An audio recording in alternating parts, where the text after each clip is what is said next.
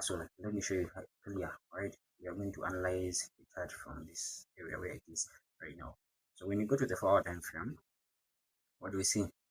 When we go to the 4-hour time frame, we see that the market is very bearish. The market is bearish, and when we go back to the after saying that the market is bearish, so we have to go back to 1 hour time frame. First of all, we have to mark out the low. First of all, what we have to do, mark out the recent low.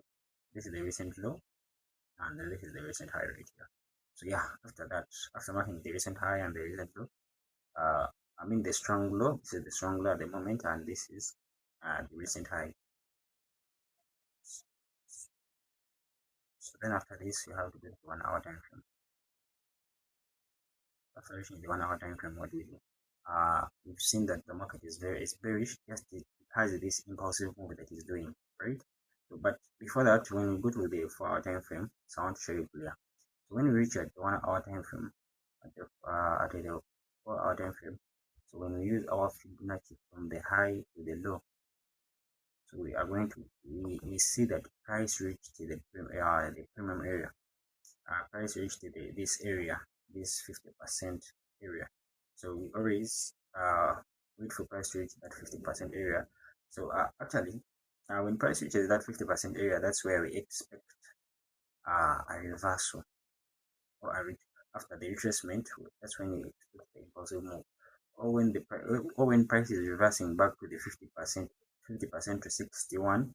So we expect price to change direction from that area, right? So we expect price to change direction from this area. So this is it. Price reached there and tapped into that area. So after identifying that price reached that 0.5 and 0.61%, so which means our retracement is almost done, and we are moving back to the downside. And then what we see?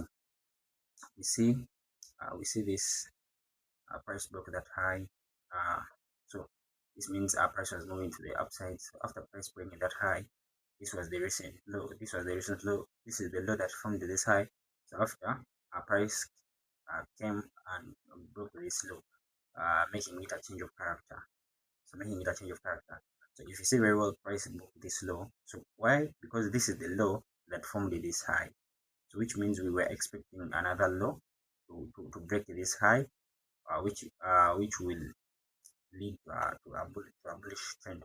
So, but after price changing character, so many traders will say, that price is coming back to get to this point. Are you right? Price came back and tapped into that point, but it won't exceed that high. So what do we see? So after price coming back and after price getting that change of character right there, so many will say this is an inducement that price is coming back. After pricing that change of character, what do we see? So what do we see? We mark out our points of interest. What do we have? Which one? We have this. So this is one of our point of interest. This it's a drop, a base, and a drop. So we are going to take this as a. Price came and took this as a point of interest. So many traders were selling right here. So then after that drop, what are we waiting to see? So we are waiting for price to break this low right here. So after price breaking that low, then we are going to be looking for a point of interest to sell, right? So you see.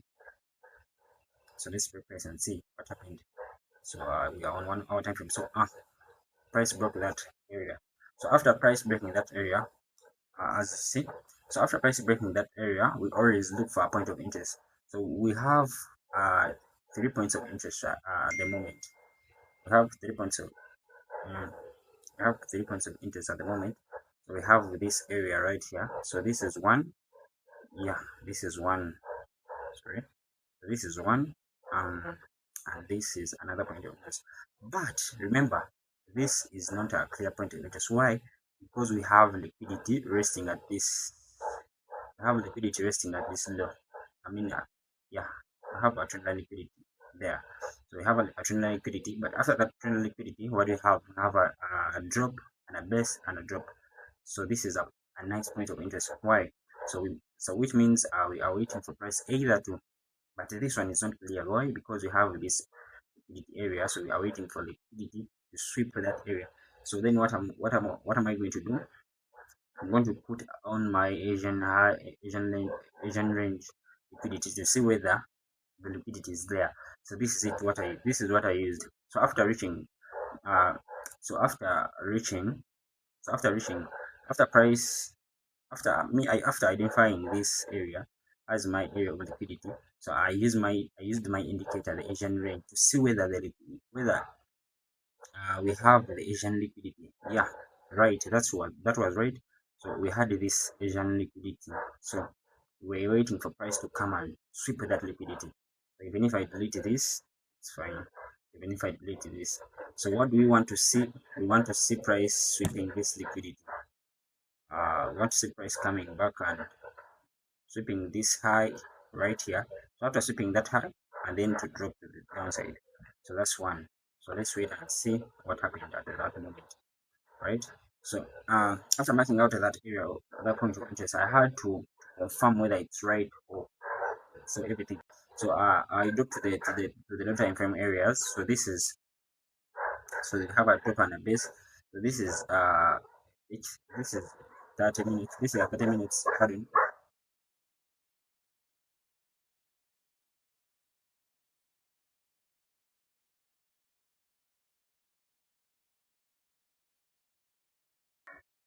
Sorry about that. My lighting is not quite well. So this is it. So after finding out the price, after me looking at this area, so I had to wait. So look at this. Look at this. Let me show you clear. So I always use this I mean this what this session indicator to see the session that I'm trading in. So I always want to enter during the London Open or the New York Open, right? So let me show you clear. Let me show you this. So let me show you this. So if you see very well, so pardon, I mean sorry about that. So if you see very well, we have this area right here. So we have this area. So we have this area right here. So we have this point of interest right here. So you have that point of interest right there. If you see that point, so if I had that point, I could have waited for price to come back to that point and then I enter for sell. Then before entering for that sell, I have to wait for a London Open. So London opened and then pushed to that area. So after pushing to that point of interest, then I had to sell at the London Open right there. So that's one of the things that I always use. So then before that, so then I have to pre-price and wait to see whether price will reach my point of interest. So this is it. So so I had to pre-price and wait. I had to wait for price to reach my point of interest. Then New York session opened up. So I want to show you clear. So after New York session opened up, so we had to go to the Asian session because price never came back to that same day, but it came back tomorrow, and tomorrow it gave me that this is it. Why? So if you see very well, at the Open of London, I mean at London opened and pushed up. So after London pushing up, so I had to. Sorry. So price came back and swept this Asian liquidity that I was talking about. The price came back and swept that Asian liquidity. So after price sweeping this Asian liquidity, so I had to wait for price to enter into my point of interest. So price entered into that point of interest.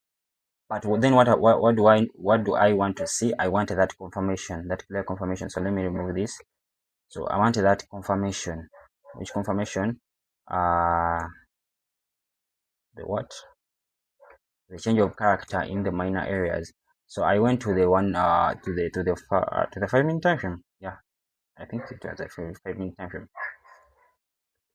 Was it a 5 minute time frame? So let me see. Reveal.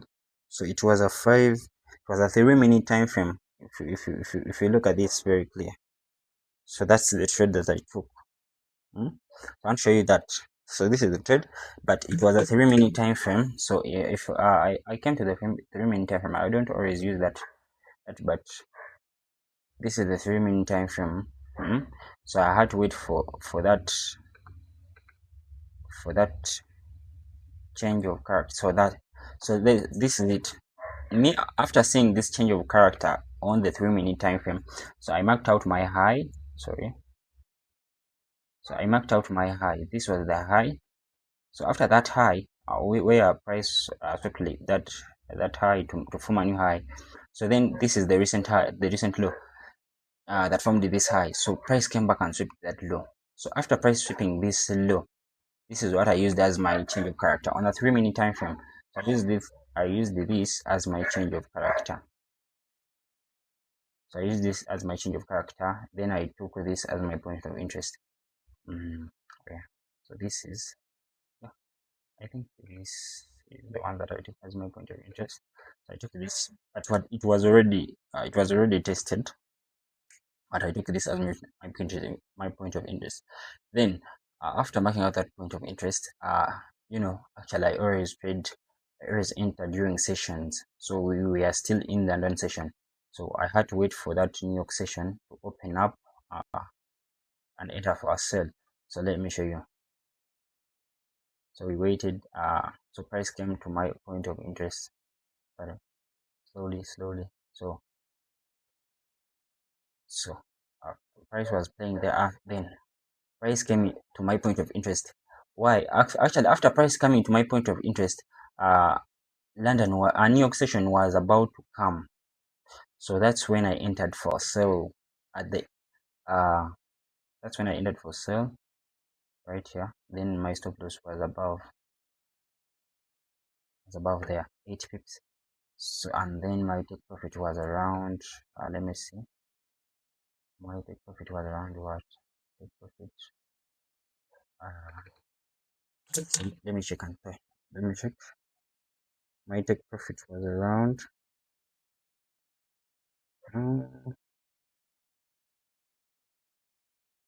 Don't remember, but actually this is the take profit right here. If you see very well, but it's not quite good. But let me show you the take profit where it was. So I looked for that for the Asian liquidity. I mean for the London sweep. For the London low. So this was the London low right here, but we had what? Let me see where I put my maybe it was around this. So this was my take profit right there. So let me remove this. Thank you very much. The new part. So my take profit was around, I don't know, maybe there. So it's wait, that's what I think. So I had to price and then I see. Then I show you. So watch. So price paid out clear massively and dropped massively. Look at that. So price dropped out massively. You see? So this is then I took a re-entry. Yeah. I took a re-entry. I think this was the re-entry that I took. So I took a re-entry. So this was the re-entry. Let me see. Because at first I had two. So at first I had two positions. Right here, if you see, I had two positions. Then I took a re-entry. So this is the third position. If you see very well. So that's the third position. So I entered for another sale. So this is how it looked like. So I took this entry right here. So I took another entry right from here. So this was it, and it was a clear sell. My stop loss was above here, was 5 pips, and my take profit at the bottom. Then let me put price. So price ended up playing to the downside. Look at this.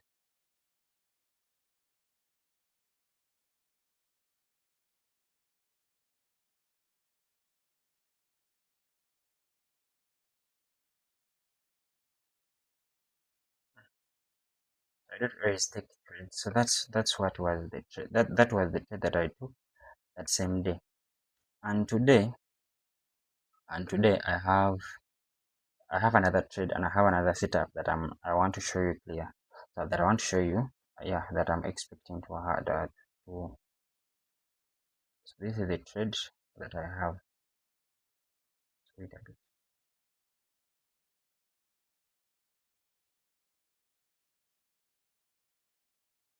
So this is the trade that I have today. This is the trade that I have.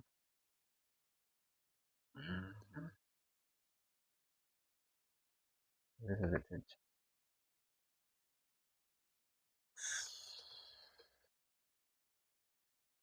Camera isn't clear. Yeah, but I'll be dealing with that. So, the trade that I'm showing you, it's on a 4 hour time frame. So this is this trade that I'm looking forward to have. Actually, today,